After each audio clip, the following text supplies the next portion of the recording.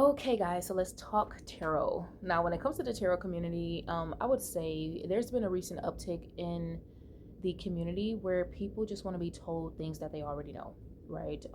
This person stares at you because you have big hair. This person stares at you because they can't believe that you look so magical. This person is drawn to you because you have on a new shirt. I don't know.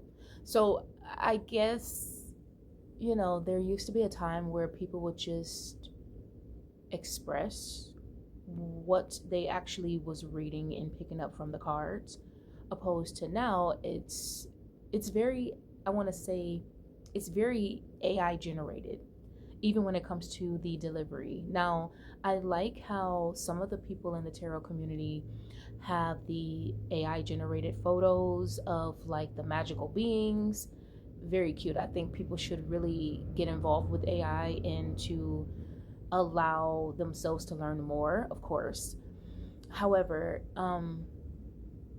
yeah, just it's very generic.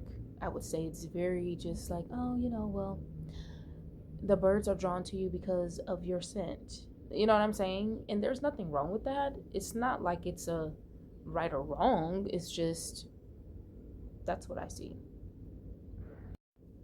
And now I've always been drawn to like oracle cards. I love tarot, but I've always been drawn to like oracle. And oracles is mostly where you're gonna just pick things up. You can go outside, literally go outside, see a bird, get a message. That's how I think about oracle cards and oracle messages opposed to just like tarot, because sometimes tarot can be mm, complex, if you will, or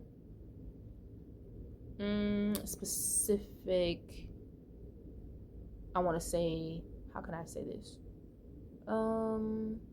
There's like it's a spiritual thing, but it's sort of like an education level to it as well, because you do have to understand what the cards mean, understand this and that when they were created, all of these different things that goes into it.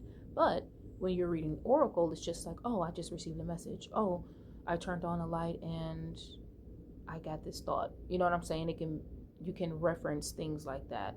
Or um if you're really heavy into, I'm just looking outside, guys. If I look like I'm distracted.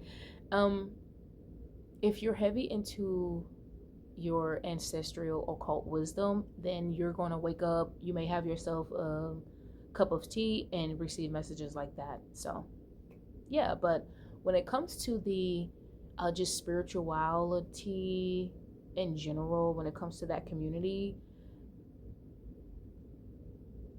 I guess I can say that for me, I just like to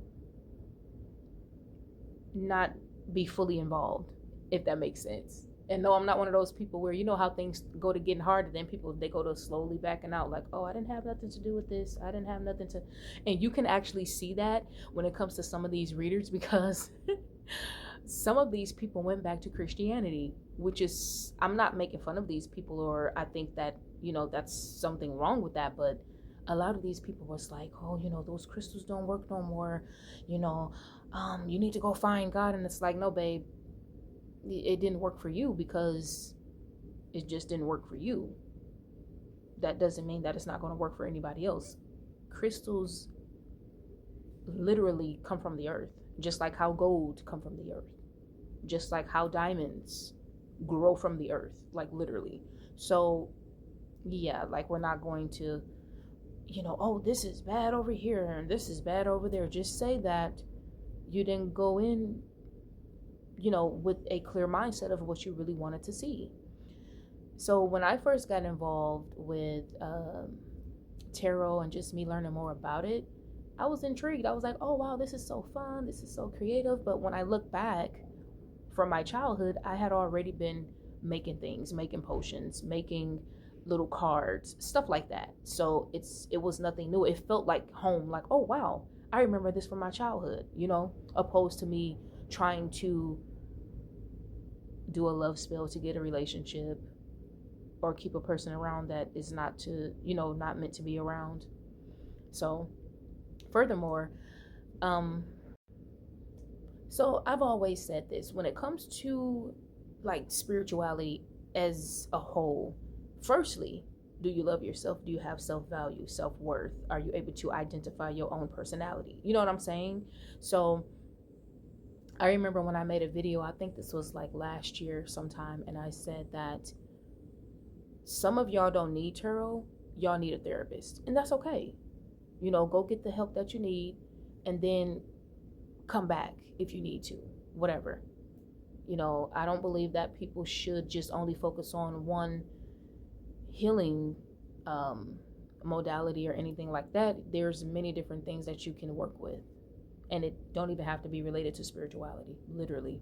You know what I'm saying? So, what else did I want to talk about? It's so pretty outside, and they're making a lot of noise out there. I don't know.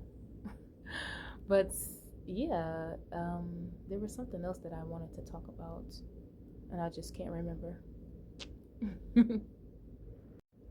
And so the tools are here to help. You don't have to fully enthrall yourself inside of any practices, right?